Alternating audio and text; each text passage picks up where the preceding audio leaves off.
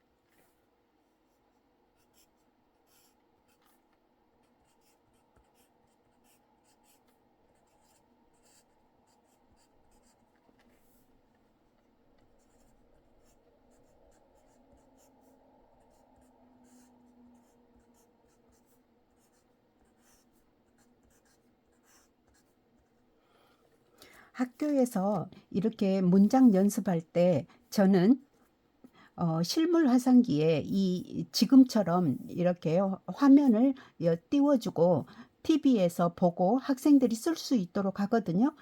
그런데 제가 이렇게 쓰는 동안에 학생들이 이제는 거의 동시에 문장을 씁니다. 그럼 이 정도로 빨리 쓰는데 글자체는 어떠한가라고 물어보신다면 정말 저의 글씨하고 비슷합니다. 글자체가 정말 예쁘게 잘 씁니다. 지금 이 정도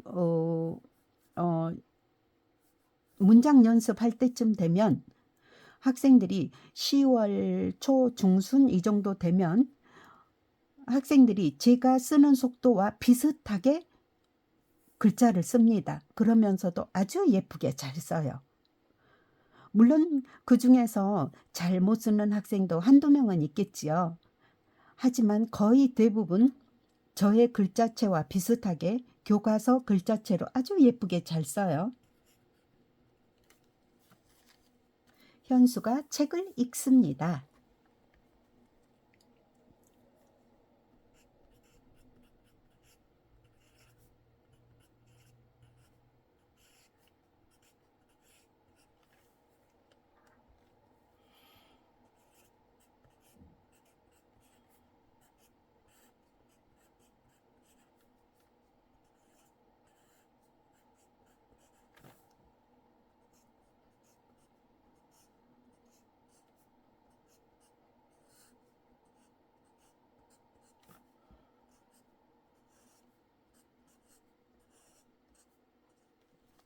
명희가 얼굴을 씻습니다.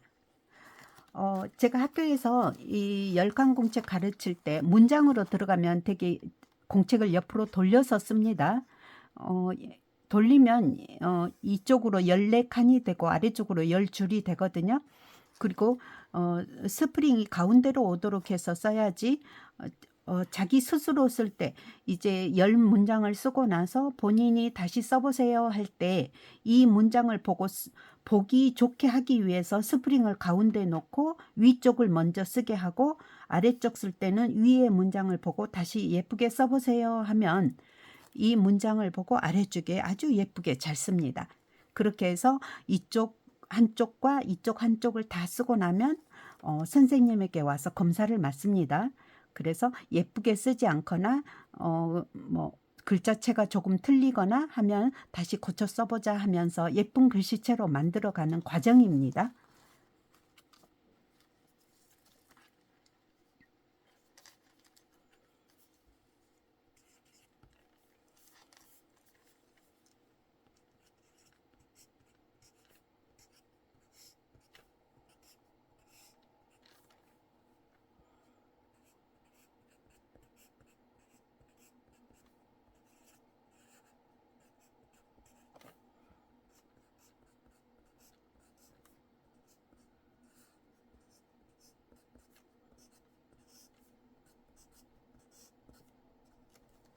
한나가 밥을 먹습니다. 이렇게 이제 문장을 배우고 나서 이제 학교에서 받아쓰기, 문장 받아쓰기를 할 수도 있어요. 집에서 한 번 더 연습하세요. 집에서 엄마하고 아빠랑 받아쓰기 연습도 해보세요 해서 받아쓰기를 할 수도 있습니다.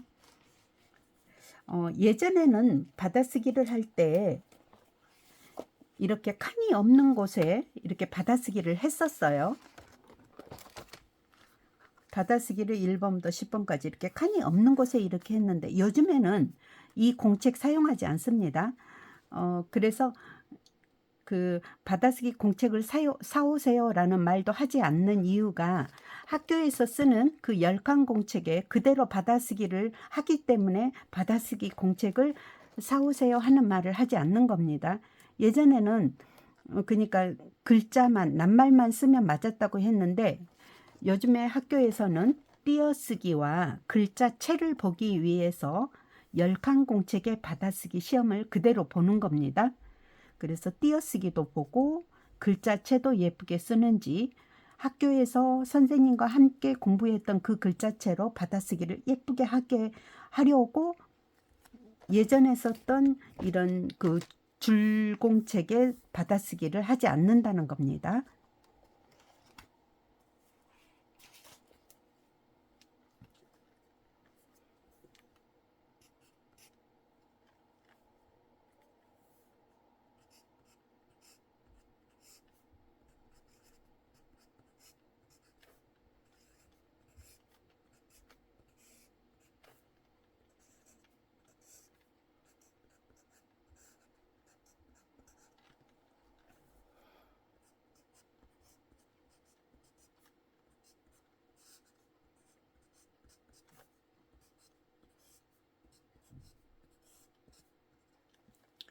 재현이가 이를 닦습니다.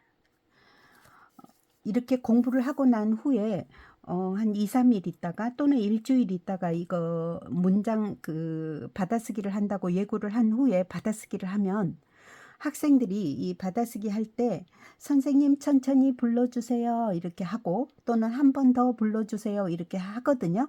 받아쓰기 이렇게 문장을 불러줄 때 당연히 커다란 목소리로 교사가 2번, 3번 불러줍니다. 그런데 잘 듣게 하려고 2번만 불러줄 거예요 라고 하는데 조금 어려운 것 같으면 교사는 당연히 3번 불러주기도 하지요. 그런데 이제 이렇게 받아쓰기를 할 때 학생들은 어떤 학생은 빨리 쓰기도 하고 어떤 학생은 정말 또박또박 천천히 쓰기도 해요. 그래서 저희들은 돌아다니면서 학생들이 이제 거의 다 쓴 것 같으면 다음 문장을 불러주죠. 그래서 받아쓰기를 하려고 하면 이렇게 매일 할 수는 없고 일주일에 한 번 정도 거의 수업 시간 1시간 정도 걸려서 받아쓰기를 시키고 그 다음에 채점해서 그날 배부하면 학교에서 받아쓰기 한 것으로 학부모님들은 학생이 학교에서 얼마나 공부를 열심히 했는지 알 수도 있을 것 같습니다.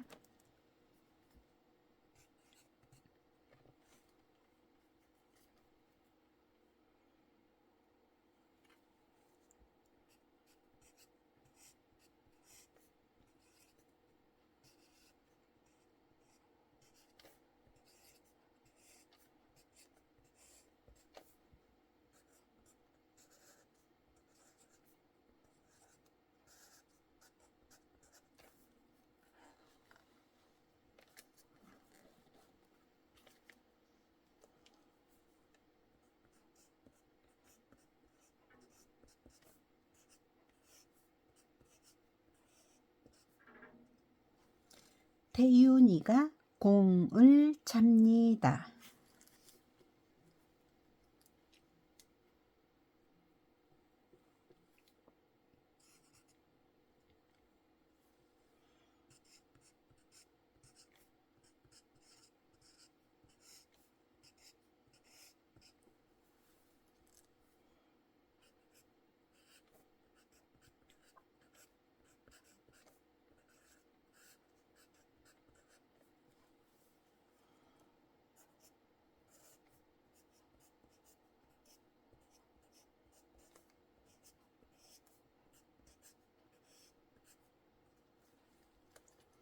진희가 그림을 그립니다.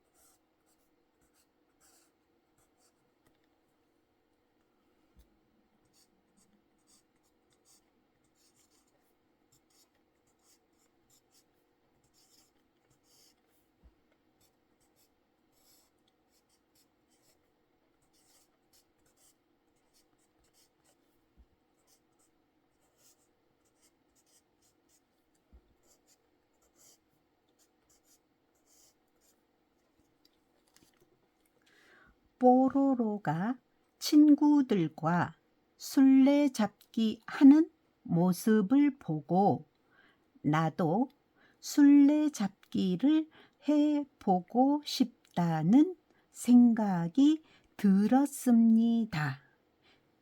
여기는 문장이 하나인데 내용이 굉장히 많이 들어있죠.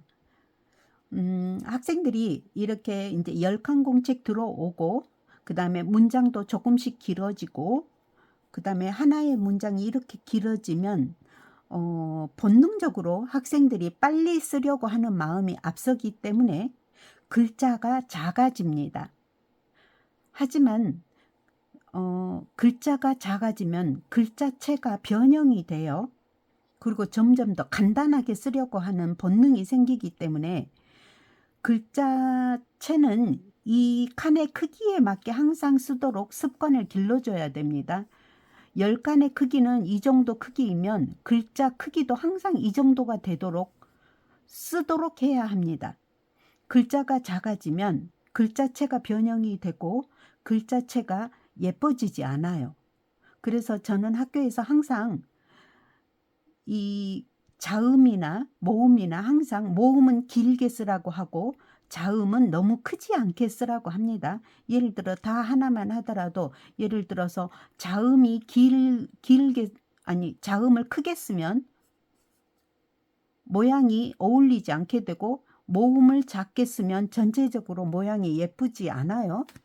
그런데 제가 학교에서 가르칠 때는 항상 글자의 자형, 글자의 자형을 생각하라고 말하죠. 그래서 지금 여기 다자 같은 경우에는 기울어진 세모형입니다. 니도 기울어진 세모형의 글자 자형에 맞게 쓰라고 하거든요. 여기 술자 같은 경우는 마름모 형태입니다. 여기 보자, 고자는 올바른 세모형이죠. 여기에서 자음이 너무 크면 글자 모양이 예뻐지지 않아요. 자음이 커지지 않도록 해야 되고 모음은 길게 써야 합니다. 여기도 마름모 형태입니다. 자음이 커지지 않도록, 그리고 모음은 길게 쓰기. 여기 기자 같은 경우도 모음 길게 써야 합니다. 이 칸의 크기에 맞게 글자는 자형에 맞게 써야 하는데 자음은 커지지 않게, 그렇지만 모음은 길게 써야 합니다. 모음은 길게 써야 하고 자음은 커지지 않도록, 크지 않게.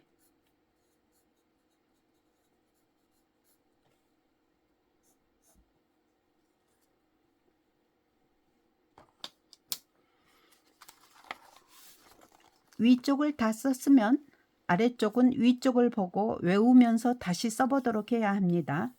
위쪽을 보고 아래쪽에 다시 한번 천천히 예쁘게 써보도록 합니다.